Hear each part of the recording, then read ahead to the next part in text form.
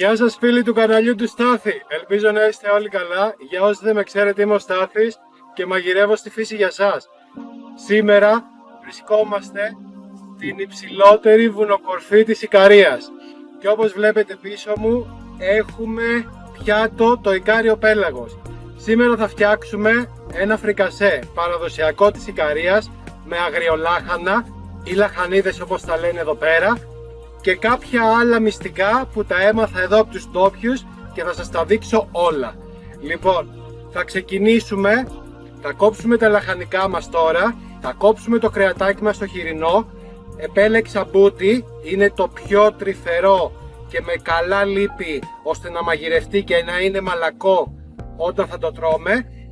Θα κόψουμε αυτά, μετά θα βάλουμε τη φωτιά και στη συνέχεια θα δείτε. Πάμε!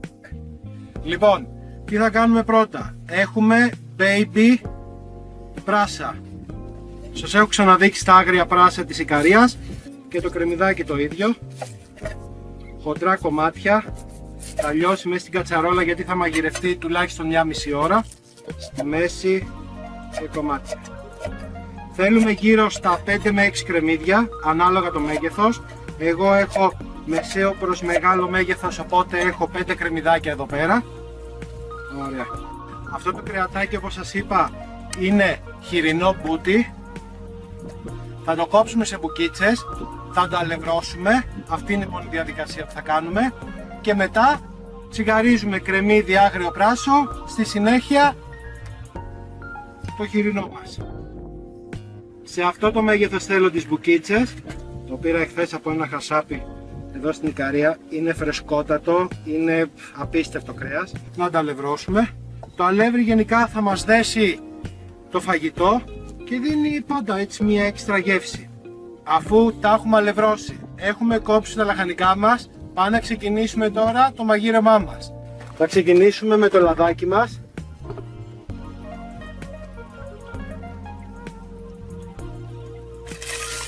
Κρεμμυδάκια και άγρια πράσα.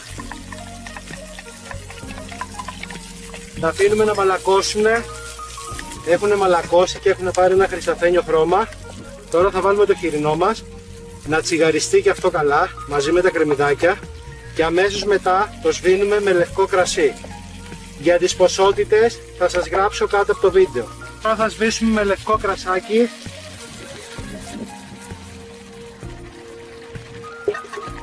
Και όταν εξατμιστεί θα το σκεπάσουμε με νερό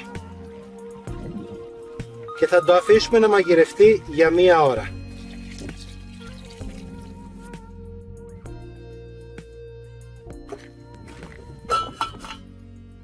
Και αφού το φαγητό μας είναι σχεδόν έτοιμο, τώρα θα κόψουμε τα αγριολάχανα. Τα κόβω σε 3 κομμάτια και θα τα ζεματίσουμε στο βραστό νερό που έχουμε ήδη έτοιμο. Μετά θα τα σουρώσουμε, θα τα αφήσουμε για 5 λεπτά. Τα αγριολάχανα γενικά δεν είναι σαν παράδειγμα το σπανάκι που θέλει 30-40 δευτερόλεπτα, θέλει 5 καλά λεπτά. Μετά θα τα ζεματίσουμε και θα τα προσθέσουμε μαζί με φρέσκο κρεμμυδάκι στο φαγητό μας. Και θα σας πω στη συνέχεια τι ακριβώς θα κάνουμε.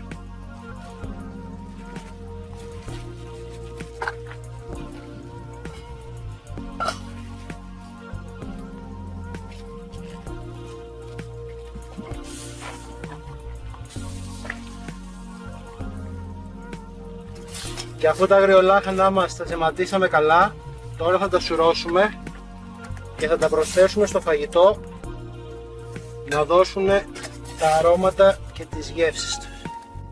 Θα ρίξουμε τώρα τα αγριολάχανα που ζεματίσαμε και πρόσθεσα και λίγο φρέσκο κρεμμυδάκι.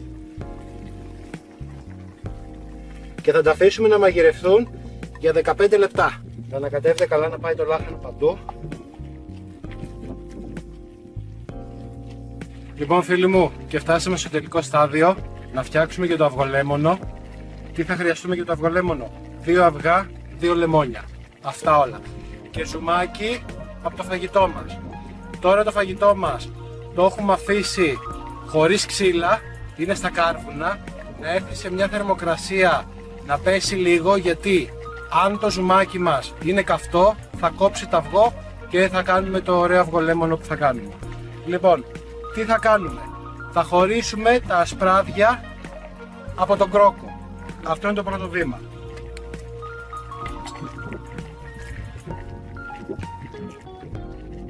Χωρίζουμε τα ασπράδια από τον κρόκο. Ωραία. Θα χτυπήσουμε τα ασπράδια να διπλασιαστεί ο όγκος τους, να αφρατέψουν και μετά θα βάλουμε τον κρόκο μέσα στα ασπράδια. Και όπως βλέπετε έχουμε ανεβάσει το ασπράδι μας, το έχουμε διπλασιάσει, έχει αφρίσει και τώρα θα προσθέσουμε τον κρόκο.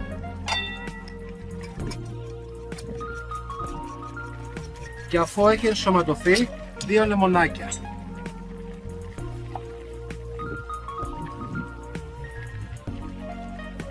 Το σκουπιδάκι και σακουλίτσα. Συνεχίζουμε το ανακάτεμα, να ενσωματωθούν όλα αυτά μαζί. Και τώρα είμαστε δίπλα από την κατσαρόλα, θα προσθέσουμε λίγο ζουμάκι σιγά σιγά και θα αρχίσουμε το ανακάτεμα. 3 κουταλιές είναι αρκετές. Και τώρα θα προσθέσουμε το αυγολέμονο και θα ανακατέψουμε καλά.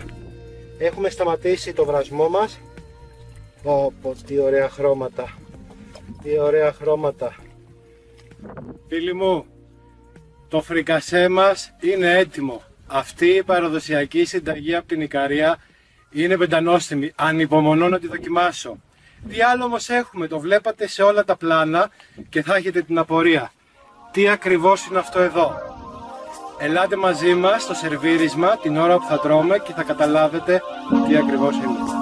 Όλα παραδοσιακά, όλα στη φύση.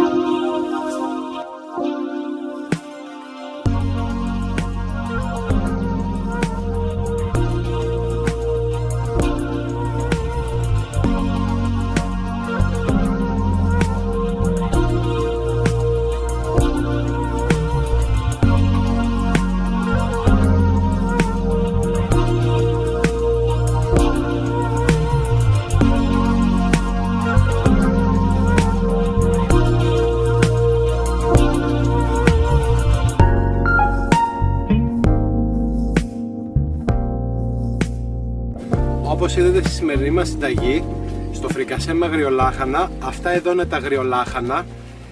Το μυστικό τους, για να μαγειρευτούν σωστά και να είναι νόστιμα, πρέπει να έχει πολύ κρύο. Όταν έχει πάρα πολύ κρύο, μαλακώνουν και είναι τόσο απαλά και τόσο τρυφερά όπως το μαρούλι. Θα κόψουμε, θα σας δείξω τώρα, να δείτε και από κοντά. Αυτά είναι τα αγριολάχανα. Και φτιάξαμε αυτή την πεντανόσιμη συνταγή. Ελπίζω να απολαύσετε αυτό το βίντεο.